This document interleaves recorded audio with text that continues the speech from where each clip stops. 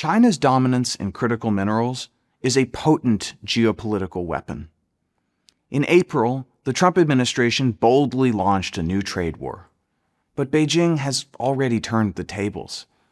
Within weeks, U.S. factories, including a Ford plant, temporarily shut down because China had cut the supply of critical inputs. Since then, America has been desperate for a deal. We must break this dependency. But that's easier said than done. Non-Chinese companies investing in alternative supplies of critical minerals live under constant uncertainty. At any moment, China might cut off supply and send prices soaring. Or it could glut the market to crash prices and drive foreign producers out of business. As long as this uncertainty persists, private companies will never build the alternative supply to break our dependence on China. The United States needs a strategic stockpile, a buffer system that breaks China's ability to weaponize prices. Stockpiles need to be designed carefully, or they risk distorting the market. In the Cold War, for example, the federal helium stockpile grew out of control and racked up billions in debt. When Congress voted to sell off the helium, there was too much supply and the price crashed.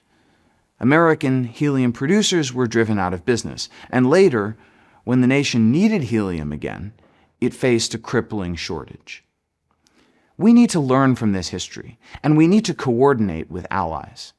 It makes no sense to spend billions on duplicate stockpiles that compete against each other.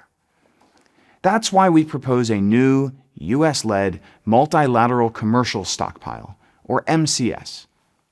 The MCS would be a public-private corporation, overseen by a board of allied governments, but run day-to-day by regulated private operators.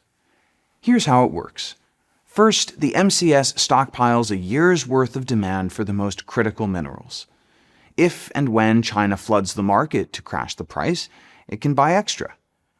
Then, if China cuts off supply, companies in allied countries can buy from the stockpile what they need.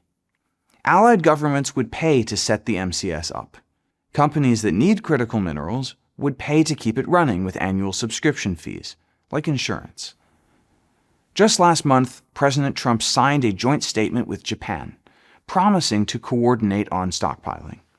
This is encouraging, but the United States must act faster and coordinate not just with Japan, but with all our allies.